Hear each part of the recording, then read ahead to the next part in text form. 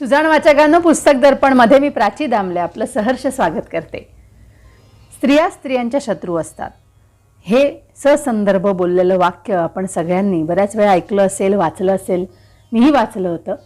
पण त्याचबरोबर स्त्रियाच स्त्रियांचं दुःख समजू शकतात, इतकंच नव्हे तर मनापासून ते दुःख दूर करण्याचा अविरत प्रयत्न सुद्धा करू शकतात। कारण स्त्रियांच्या पदरामध्ये नुसत्या स्त्रियांच्या दुःखांनाच नव्हे तर लहान मुलांच्या दुःखावर सुद्धा वत्सलतेने फुंकर मारण्याइतपत जागा असते। मला हे कधी समजलं जेव्हा मी एक पुस्तक वाचलं। समाज आणि शिक्षण या दोन्ही क्षेत्रांमध्ये सतत अनेक वर्ष मनापासून काम करणाऱ्या या कर्त्या करवित्या स्त्रियांची ओळख जेव्हा मी वाचली, अशा या 16 कर्त्या करवित्या स्त्रियांची ओळख मेनका प्रकाशन पुणे यांनी प्रसिद्ध केली आहे। 2011ची आवृत्ती आपण रेफर केली। संपादिका आहेत मृणालिनी चितळे। साधारण 288 पानांच्या या पुस्तकामध्ये 16 विविध स्त्रियांची अगदी छान मुलाखत वजा ओळख आपल्याला करून दिलेली आहे। महर्षी कर्वे स्त्री शिक्षण संस्थेतर्फे या सगळ्या जणींना बाया कर्वे हा मानाचा पुरस्कार देऊन गौरवण्यात आलेला आहे। या शिक्षण संस्थेचं कार्य किती मोठं आहे, किती पवित्र आहे याचा आपला कदाचित आधीच परिचय असेल। माझा भाऊबीज योजनेच्या निमित्ताने या संस्थेच्या कार्याशी अल्पसा परिचय झाला आणि तो दृढ झाला जेव्हा मी हे पुस्तक वाचलं। पुस्तकाच्या केंद्रस्थानी आहेत अर्थातच बाया कर्वे। माझं पुराण या त्यांच्या आत्मचरित्राची एक छोटीशी ओळख आपण महिला दिनाच्या निमित्ताने करून घेतली होती। 1893 साली महर्षी कर्व्यांशी पुनर्विवाह केलेली ही स्त्री आनंदीबाई, तिच्यामध्ये ही जी धमक होती, हे जे धैर्य होतं ते सांगताना या आत्मपुराणाच्या वेगवेगळ्या प्रसंगांमधून आपल्याला एक प्रकारे त्यावेळेचं समाजदर्शन सुद्धा घडतं।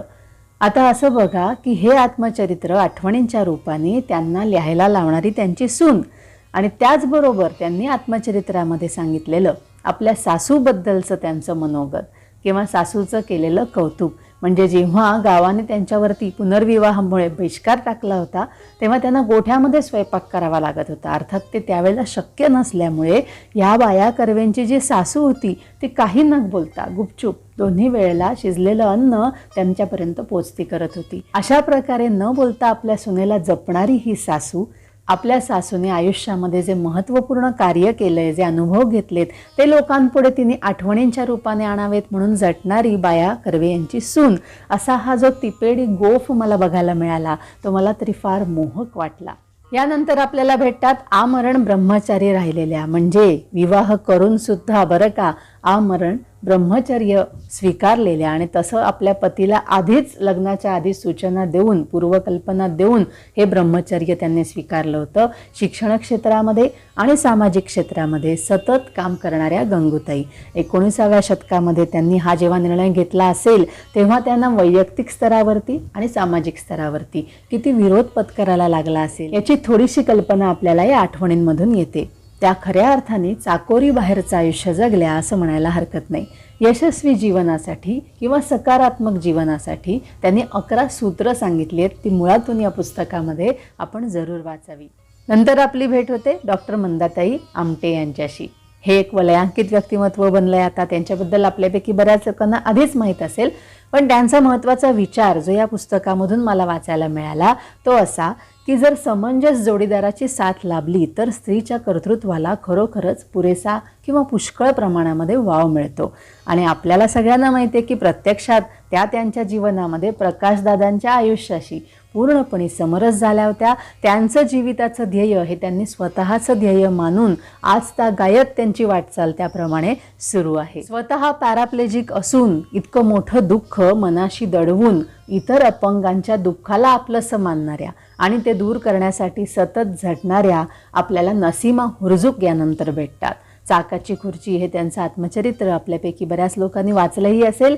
हेल्पर्स ऑफ द हँडिकॅप्ड अशी संस्था आणि अनेक इतर संस्थांच्या कामाच्या माध्यमातून अनेक अपंगांचं जीवन हे समर्थ स्वावलंबी बनवण्यासाठी ते अजूनही झटत आहेत। त्याची कहाणी आपल्याला या पुस्तकामध्ये वाचायला मिळते। नंतर मग स्वरूपवर्धिनी संस्था, आजोळसारखे उपक्रम आणि अनेक प्रेरणादायी शिबिरं यांचा व्याप समर्थपणे सांभाळणाऱ्या सामाजिक कार्यकर्त्या पुष्पाताई नडे आपल्याला भेटतात। प्रेमाताई पुरव यांचा स्वतःचा भूतकाळ अत्यंत थरारक म्हणता येईल। एखाद्या चित्रपट चित्रपटात शोभावा असा म्हणता येईल. आणि ह्यानंतर त्यांनी स्त्रियांचे प्रश्न सोडवण्यासाठी स्वतःचं आयुष्य कसं वेचलं आणि त्या किती वेगवेगळ्या प्रकारच्या अनुभवांना खंबीरपणे सामोऱ्या गेल्या, या अनुभवांची गाथा आपल्याला या पुस्तकामध्ये वाचायला मिळते.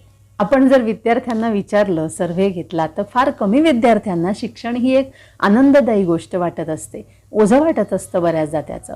तेव्हा शिक्षण ही एक आनंददायी प्रक्रिया आहे याचा अनुभव मुलांना यावा यासाठी धडपडणाऱ्या सृजन आनंद या संस्थेच्या लीलाताई पाटील आदिवासी पाड्यावरच्या मंडळींना प्रगती प्रतिष्ठानच्या माध्यमातून शैक्षणिक, सामाजिक, आर्थिक या दृष्टीने सक्षम बनवणाऱ्या सुनंदाताई पटवर्धन. म्हणजे आदिवासी लोकांची प्रगती होण्यासाठी तर त्यांचा हातभार लागलाच आहे, पण आणखीन एक पैलू त्यांच्या कामाला आहे. तो जेव्हा मी या पुस्तकात वाचला तेव्हा मला खरोखरच आश्चर्य वाटलं. त्या म्हणाल्या की या सगळ्या मंडळींना जेव्हा समाज आपलंसं करतो, मुख्य प्रवाहात सामील करवून घेण्यासाठी धडपड करतो, त्याच्यामुळे ह्या भागाला नक्षलवादाचा उपद्रव फारसा झाला नाही, त्याची झळ लागली नाही. ही किती मोठी उपलब्धी आहे आपल्या राष्ट्राच्या दृष्टीने आणि समाजाच्या दृष्टीने. नंतर आपल्याला भेटतात निर्मलाताई पुरंदरे. लहानपणापासूनच सामाजिक कार्याकडे त्यांच्या मनाचा कल होता. ते काम करता करता इन्व्हेस्टमेंट इन मॅन नावाच्या संस्थेकडे त्या आपोआपच ओढल्या गेल्या. नंतर वनस्थळी या संस्थेच्या माध्यमातून त्यांनी शैक्षणिक उपक्रम सुरू केले.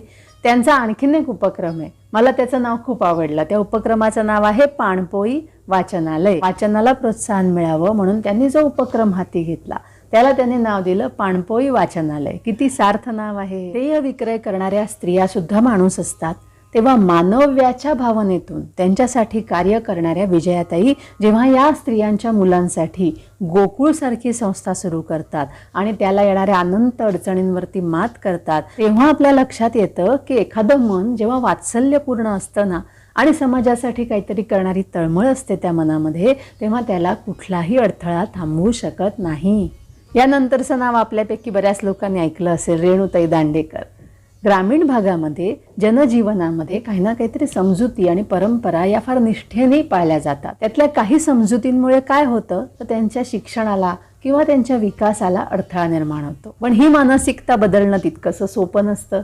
त्यासाठी चिकाटीने सतत काम करत राहायची आवश्यकता असते आणि हे रेणुताईंनी करून दाखवलं. आणि मग वेगवेगळ्या वाटांनी वळणांनी का होईना पण कोकणातल्या दुर्गम भागांमध्ये ज्ञानगंगा विकसित करण्याचं कार्य रेणुताई अव्याहतपणे करत आहेत. मेळघाटावरचा मोहर या चरित्रामुळे कदाचित डॉक्टर स्मिता कोल्हे यांच्याशी आपण परिचित असाल. त्यांची जी धडाकेबाज भूमिका होती त्यामुळे बैरागडमधल्या ज्या महिला होत्या ना, त्या सुरुवातीला एक महिला डॉक्टरवरती विश्वास ठेवत नव्हत्या, पण हळूहळू आपल्या शारीरिक यातनांच्या बरोबरच आपल्या मनाच्या जखमासुद्धा निसंकोचपणे त्या डॉक्टरबाईंसमोर उघड करू लागल्या. त्याच्यावरती स्मिताताईंनी कसे उपचार केले, कोणते उपचार केले आणि एकंदरच त्या भागामध्ये आपल्या पतीच्या बरोबरीने समाज जीवनाचा स्तर उंचावण्यासाठी त्या कशा काम करत आहेत हे आपल्याला या मुलाखतीमधून वाचायला मिळतं. तर मग रजनीताई दांडेकरांची भेट होते. डोअर स्टेप स्कूल बद्दल आपण ऐकलं असेल. जी मुलं आर्थिकदृष्ट्या दुर्बल स्तरामधून आलेली असतात त्यांना रोज शाळेत जाणं हे अंतराच्या समस्येमुळे शक्य नसतं, तर शाळाच त्यांच्या दारी घेऊन जाणाऱ्या डोअर स्टेप स्कूलची स्थापना करणाऱ्या रजनीताई. बेघर मुलांचं शिक्षण पूर्ण व्हावं यासाठी त्यांच्या मनामध्ये जी तळमळ आहे त्यायोगे त्यांनी एक पुष्कळ मोठं नेटवर्क उभारलेलं आहे. अर्थात त्याचा फायदा बऱ्याच प्रमाणात या मुलांना झालाय, ते आपल्याला वाचायला मिळतंच. परंतु माझं लक्ष एका प्रसंगाने त्यातल्या वेधून घेतलं, ते म्हणजे त्यांच्यातल्या मुलांच्या एका गटाने अखबार सुरू केलाय, वर्तमानपत्र सुरू केलंय. म्हणजे एक छोटासा अंक का होईना पण ह्या मुलांना अभिव्यक्ती करावीशी वाटते आणि ती करायला योग्य माध्यम रजनीताईंनी त्यांना शोधून दिलंय, हे मला तरी खूप लक्षणीय वाटलं. त्या मुलांची मनोगत सुद्धा आपल्याला याच्यामध्ये वाचायला मिळतात. ज्यांना आपण विशेष मुलं म्हणतो, म्हणजे पूर्वी मेंटली रिटार्डेड हा शब्द वापरला जायचा, पण आता विशेष मुलं म्हटलं जातं. या मुलांना सुद्धा मन असतं, त्यांच्या स्वभावाची पण काही वैशिष्ट्ये असतात, ती आपलेपणाने जाणून घेणारं कोणीतरी लागतं. अशा मीनाताई इनामदार आपल्याला भेटतात.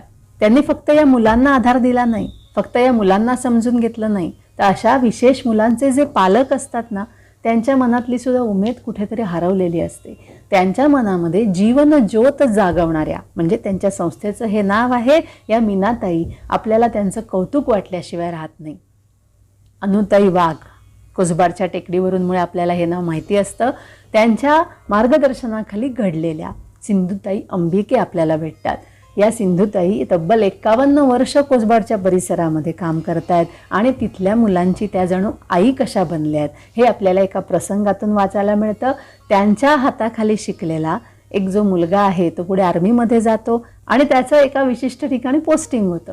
त्या बदलीच्या ठिकाणी खिडकीमधून त्याला एक बहरलेला पळस दिसतो, फुललेला पळस दिसतो. ते पळसाचं झाड बघून त्याला आपल्या या आईची आठवण येते आणि तो त्याचवर्षी त्यांना एक पत्र लिहितो. त्या पत्राचा सारांश या पुस्तकामध्ये दिलाय आणि तो आपलं मन हेलावून टाकतो. श्वेतकुष्ठ या गोष्टीबद्दल समाजामध्ये कितीतरी प्रकारचे गैरसमज असतात. एक प्रकारची नावड असते. ते गैरसमज दूर करण्यासाठी झटणाऱ्या डॉक्टर माया तुळपुळे आपल्याला भेटतात. प्रत्यक्षामध्ये यामागचं आरोग्यशास्त्रविषयक कारण काय आहे तर रंग निर्माण करणाऱ्या पेशींची कमतरता असणं. पण ते माहीत नसल्यामुळे ज्या लोकांना श्वेतकुष्ठ झालेलं असतं त्यांना प्रचंड प्रमाणामध्ये सामाजिक अवहेलनेला तोंड द्यावं लागतं. त्यातून ते मानसिकदृष्ट्या उद्ध्वस्त होतात. मग त्यांच्यासाठी काम करणारी श्वेता नावाची माया त्यांची संस्था आहे आणि तिचं कार्य करताना त्यांना काय अडचणी आल्या कारण त्यांना स्वतःलाही या रोगाचा सामना करायला लागलेला होता. त्या अनुभवातून दुसऱ्यांना हा त्रास सहन करायला लागू नये यासाठी त्यांनी जे कार्य उभं केलंय ना ते खरंच मुळात वाचण्यासारखं आहे. आणि या कार्याचा परिणाम एक पॉझिटिव्ह इफेक्ट म्हणतो. एका शेतकऱ्याचा किस्सा याच्यामध्ये दिलाय. तो म्हणतो की हा रोग झाला त्याच्यामुळे बायकोच्या हातच्या स्वयंपाकाची चव बदलली नाही की तिच्या कामांमध्ये काही फरक पडलेला नाही, मग अडचण कशाची. अशी मानसिकता समाजातल्या एका माणसापासून अनेकांची व्हावी यासाठी त्यांची संस्था काम करते. या 16 स्त्रियांच्या कामाचा आवाका इतका प्रचंड आहे, तो असा इतक्या अल्प स्वल्प प्रमाणात आपल्या चॅनलमध्ये आणणं हे माझ्यासाठी खरोखर मोठं आव्हान होतं. त्यामुळे मला काय वाटतं माहिती आहे, यांच्या कार्याची पुरेशी कल्पना यायला हवी असेल तर आपण मुळातून हे पुस्तक वाचायला हवं. म्हणजे असं बघा की या सगळ्या स्त्रिया आपल्यासारख्याच सामान्य कुटुंबात जन्माला आलेल्या, त्यांच्याही वाट्याला काही ना काहीतरी प्राक्तनाचे भोग आलेले आहेत, वेदना आलेल्या आहेत. पण आपल्या वेदनेचा अवडंबर न माजवता किंवा ते कुरवाळत न बसता त्यांनी अखिल समाजाच्या वेदनेला आपल्या कवेत घेण्याचा प्रयत्न केला. त्यावर फुंकर घालण्यासाठी त्या सतत काम करत आहेत, अडचणींवर मात करत आहेत. शारदीय नवरात्र आजपासून सुरू होत आहे. स्त्रीच्या विविध रूपांचं दर्शन आणि गौरव सन्मान करण्याचा हा काळ. या निमित्ताने पुस्तक दर्पणमध्ये आपण वेगवेगळ्या क्षेत्रामध्ये अत्यंत प्रशंसनीय काम करणाऱ्या या स्त्रियांची ओळख घेऊन आलो.